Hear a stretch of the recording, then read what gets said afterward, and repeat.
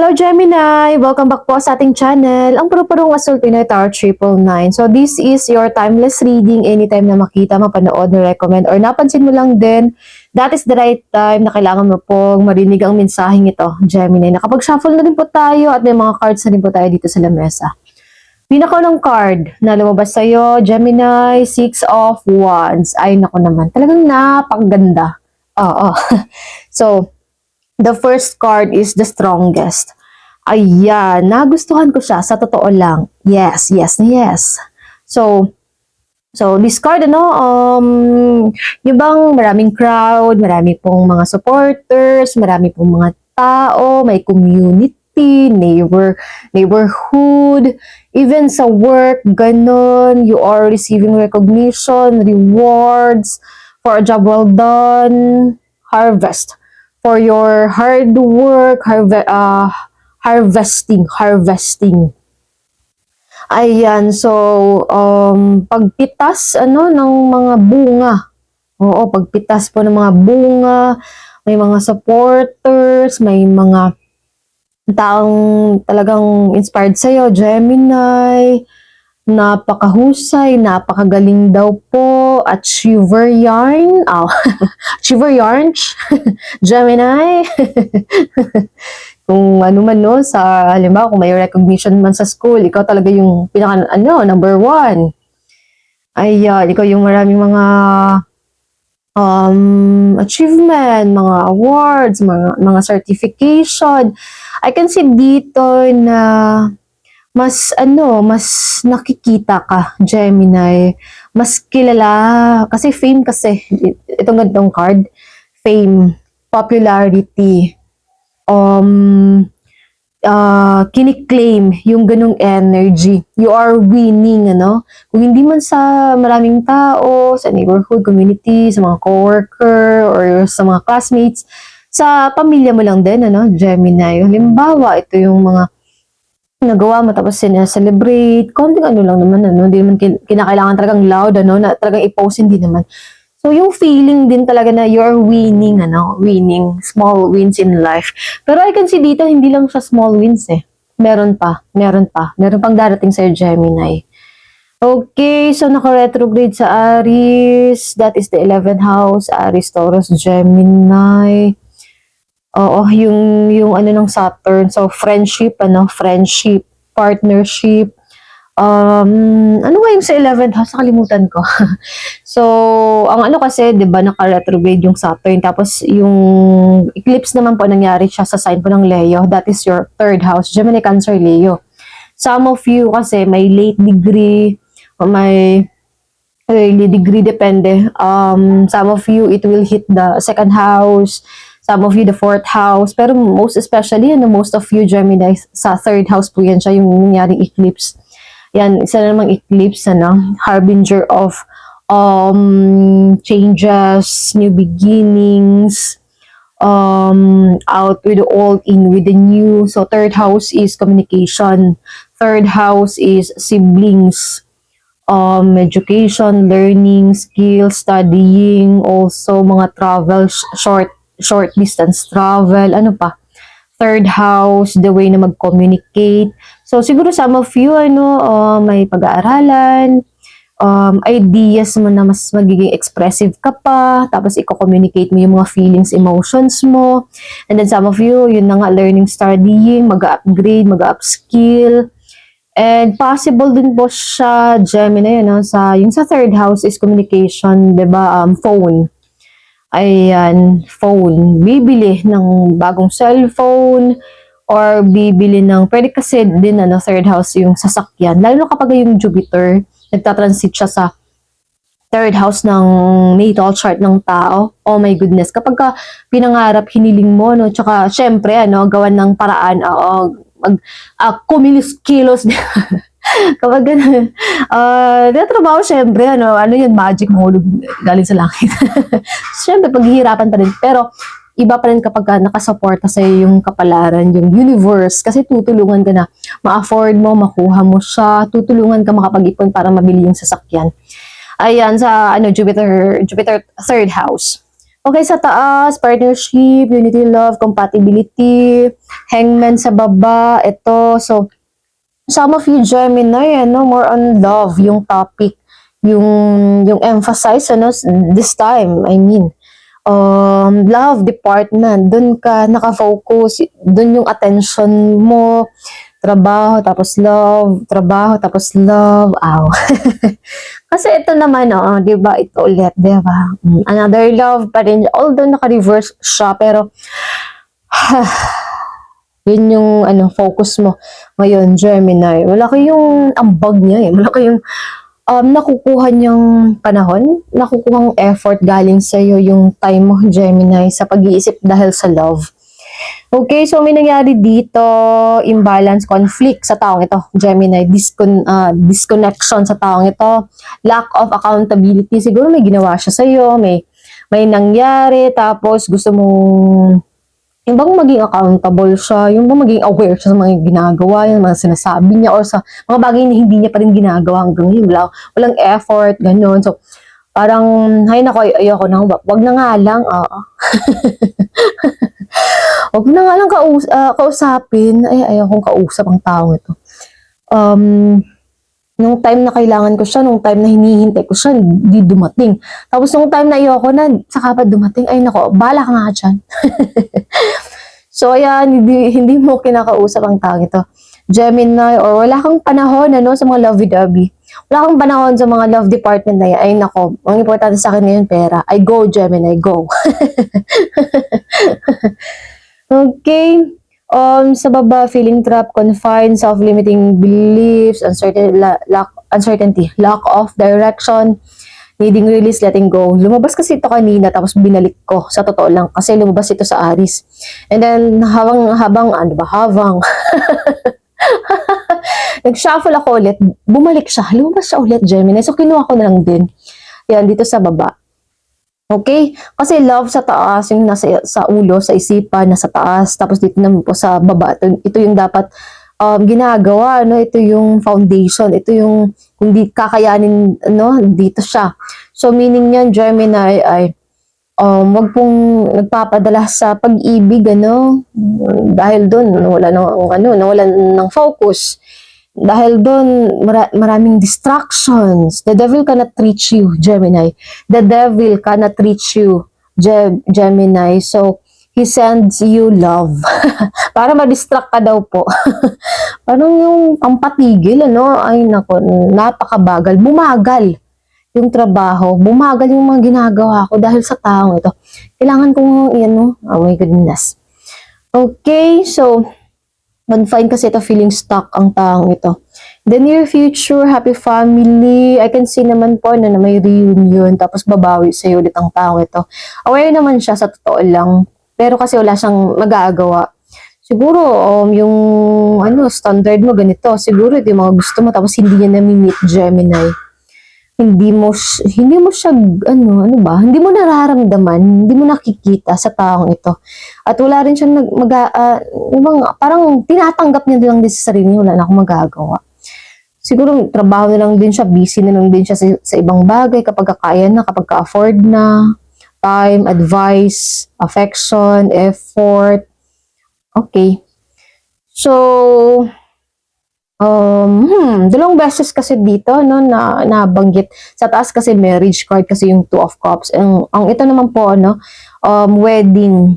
Okay, so siguro some of you, na may, Gemini, may, invitation. Some of you, siguro ikaw mismo yung ikakasal, engagement, or yung mga single, magiging into a relationship na, yung mga single dyan, pagbibigyan ng second chance ang taong ito. Okay, so I can see dito na wishes coming true, realizing dreams, happiness, cheerfulness, and as I said, a Gemini, ito, 9 of Cups kasi yan siya. Side sa gumaganda, yung mga nangyayari sa'yo, may wish pong matutupad dito, may bagay dito, ay naku, salamat gumaan, ay salamat na solusyonan, ay salamat na tapos ang ganitong problema. As I said, Gemini siya nga pala, bago ko kasi makalimutan, ano.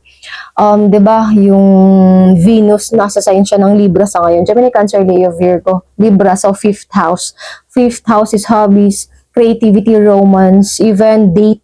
Oo, so expect sa ganung mga bagay, ano, yung focus mo. Love kasi yung sa seventh house, partnership, pero yung fifth house kasi romance, dating, children din po yan siya, mga bata. So, siguro yung mga bata, ano, may mga awards, recognition sa school, maraming attention na binibigay sa bata or siguro maligalig, ganyan. Pwede din po siyang ganyan. Oo. Yung children. And then some of you siguro ni Gemini, halimbawa, late degree.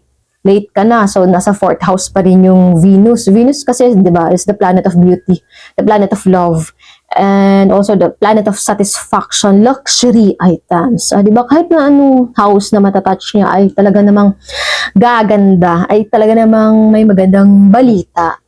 Okay? So fourth house is home, inheritance, ancestor. Fourth house is yung bang stability sa bahay. So, some of you na Gemini nakafocus ano, sa bahay sa ngayon. Bumibili ng mga decoration, nag-iiba ng style, nag-iiba po ng mga style, ideas, decoration sa bahay. Halimbawa, gusto mo ng bagong cortina, bagong cabinet, furniture, ref, pwedeng ganun. And then, ano pa ba? Ano pa ba? Kasi ang 5,000, no, yung sa hobbies, ano, kasi, yung mga bagay, di ba, na kapag ka may, libre ka, yun yung ginagawa mo. So, mas mag-engage ka pa sa mga ganung bagay. Okay, kapag ka mag-sixth house kasi yung sa Venus, that is less stress sa workplace, ano, less stress sa, mga coworker, kasi siya, sixth house is the Virgo house. Trabaho po yan siya.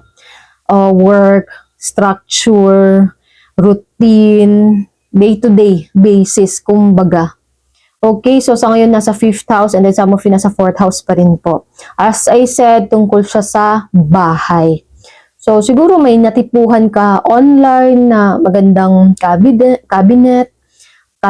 na may magandang drawer, organizer, rack, lalagyan na ng mga ganito ganyan para mas organized pa sa ganitong bagay.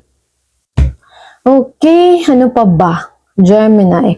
So, Jupiter is in the sign of Leo hanggang next year po yan siya. So, third house pa rin yun siya. Communication, education, learning, studying, and also Gemini, Cancer, Leo, sa transportation. Wow, perfect, 'di ba? Kaya nga po importante din talaga na malaman yung time of birth. Kasi may mga tao na hindi nakaka-resonate. Bakit ganito ganyan yung reading? Tapos hindi naman siya nangyayari sa akin ngayon. Yun pala mga 6 months ka pa. Yun pala 3 months from now pa pala na magta-transit yung ganung planet sa house na yun. Oo. So, napaka-importante yung time of birth kapag ka nagpapa-reading. Okay. So, may bagay dito, Gemini, no, na mas susolusyonan. Makakahanap ka ng paraan matatapos yung ganitong problema. Kasi ang dami, sa totoo lang, sukdulan na. Sobra na talaga. Kasi nag-10 siya. 10 of Wands, Gemini. I can see dito, Gemini, na may problemang matatapos, may masusolusyonan dito, malaking bagay din siya, Gemini. Kasi, patong-patong na. Lumaki na siya ng lumaki. Tapos, ito na yung pinakasukdulan niya. Oo, kaya bumalik siya dito. So, bagong simula. Okay, paggaan ng nararamdaman, paggaan po ng mga pasan-pasan. Hindi lang siya paggaan, pagkawala din siya. Oo. Kasi nag-start siya ng 1 eh. Ayan. Saka, ma-appreciate ng isang tao kapag nawala na yung isang bagay. Lagi nating chinichis, yung ibang bagay. Laging chinichis ng ibang tao. Yung mga ganito. Tapos, the time na ayaw na. Ay nako, saka naman siya darating, 'di ba? Pero ang dito, Gemini, parang may tao kasi dito na ano ba, taken for granted, oo. Wala siyang, walang effort kasi okay naman, nandyan ka naman. Oo, ginagawa mo naman siya. Okay na to kasi, ano yung, may effort naman yung Gemini. Okay na yan siya yung maghahanap ng paraan dyan. So, hindi na sila mag-e-effort. Pero nung time na nilayuan mo, nung time na, ikaw naman, bahala ka dyan. That is the time na-appreciate na nalaman nila yung importansya mo, Gemini, na nalaman ng taong ito gaano kahalaga ang presence mo, Gemini. Presence pa lang napakahalaga na. 'Di ba? Pag-access pa lang sa isang tao, oh my goodness, expensive na po yun siya. Pag-access pa lang, nakakausap mo yung isang tao, ano? Kasi sa dami-dami ng problema natin, 'di ba? Araw-araw may kinakaharap tayo. Ganito, ganyan. Tapos, napaka-grateful na nga, 'di ba, kapag bibigyan tayo ng panahon ng ibang tao. Pero kapag ka laging ganun, lagi ka nagbibigay ng attention sa ibang tao, Gemini, lagi ka nag-e-effort sa kanila, laging, ikaw na lang, ganito, ganyan, di ba nakakapagod din? Oo, sa totoo lang. Struggle, pakiramdam mo, grabe yung obligasyon mo, which is hindi naman talaga. Kasi dapat balance, ano? Hindi ka yung laging nagbibigay. So, saka ma-realize ng taong ito kapag hindi mo na siya ginagawa, Gemini. Nare-realize po ng mga taong ito kapag umalis ka na doon, kapag wala ka na. Ay, siya nga pala, yung ganito ganyan lang. Oo nga pala, nawala na nga pala yung Gemini, nagsawa na. Ay, nako naman. Sabi sa iyo eh, ikaw kasi. Sila kasi, di ba, Gemini? Oo. Taken for granted. Diba? Mm. Regalo na nga, 'di ba? Regalo na nga yung isang katulad mo sa buhay nila. Nax! Napaka ano nga ng energy mo, no? Pag-access pa lang dyan, oh my goodness. Balance, peace, patience. Okay, so mas magiging magaan nga, no? Peaceful pa. At saka the tower card, ito nga pala, na pagkatapos ng ano na to, tower card na ito, ano, medyo chaotic, mess up yung energy. Medyo, parang ano, yung pang tornado, uncontrollable, disaster, pero dahil doon, magiging payapa. Ito. So, may kinalaman siya sa Ten of Wands, tapos Ace of Wands kanina, di ba? Sukdulan, magiging pinakadulo na talaga siya. May mangyayaring hindi mo makontrol, Gemini, pero that is the time na kailangan na siyang i-surrender, i-release, i-let go, at magiging payapa siya. Magiging magaan yung nararamdaman mo. Magkakaroon ulit ng bagong pag-asa. At ma-realize po ng mga taong ito kung gaano ka-importante na talagang mahal ka nila, no, Gemini. Hindi lang sa mga bagay na kaya mong gawin para sa kanila. Hindi lang sa mga bagay na binibigay mo sa kanila, kundi yung totoong pagmamahal. I can see dito na may tao rin pong magbabalik, ano, na makikipag-ayos, na babawi sa'yo, Gemini, sa lahat ng mga ginawa mo sa kanya. Okay, so yun naman po ang ating reading para sa mga Gemini at salamat po. Bye!